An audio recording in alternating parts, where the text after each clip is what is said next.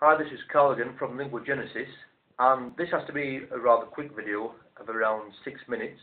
given the time which was shown on my mobile phone before I started the video. So this will be rather brief, and I will try to get to the point as quickly as possible,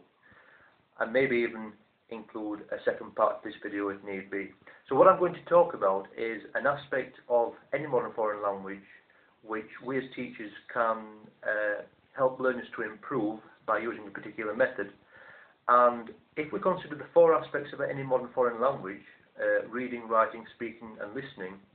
then more often than not, if we were to ask any learner which of those 4 aspects he or she finds most difficult, then very often the answer will either be the speaking aspect of the modern foreign language or the listening aspect, i.e. the ability to take in,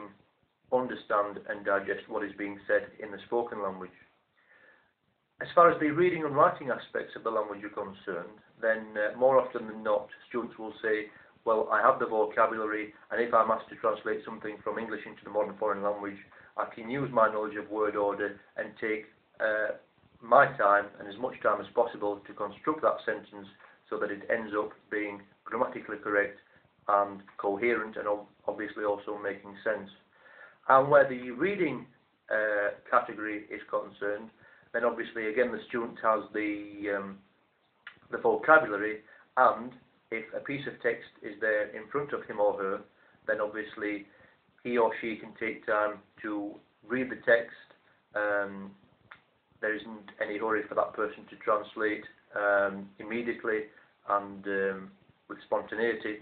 and so therefore once again using the vocabulary that that person has and the knowledge of word order which that person has, then obviously, as I've just said, that person can take time to read and digest the text and work out what the meaning is in his or her mother tongue. Very often, where the listening aspect of the language is concerned, if we take, for example, the Spanish language,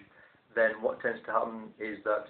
someone, a modern foreign language learner, will wish to test out his or her knowledge of Spanish on a native speaker, only then to be in a position where that native speaker responds to the individual who is learning his or her language by speaking at a very quick rate indeed, leaving then the non-native speaker of the language somewhat bewildered, wondering how on earth, if the Spanish people speak so fast, am I going to be able to become accustomed to that speed? But obviously it's very important that we make no assumptions on the extent of knowledge of any particular modern foreign language learner, and that we speak slowly and also that we articulate as clearly as possible. So what I'm going to do here is to give you an example, or some examples if I have time, of how we can speak Spanish, for example, in class time or during a one-to-one tuition session, and not just give individual words one at a time, asking then for the students to translate them, but give strings of words, and as many strings of words within a sentence or question or statement or whatever. Give as many strings of words as possible, and obviously within each string of words provide enough number of words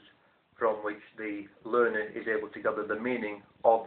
that particular part of the question or statement. So just a few examples then. I have here in front of me a general knowledge quiz, which many of my students tend to enjoy. Obviously, it's more important that the questions are understood rather than the answers being given. Obviously, we're not all quiz buffs.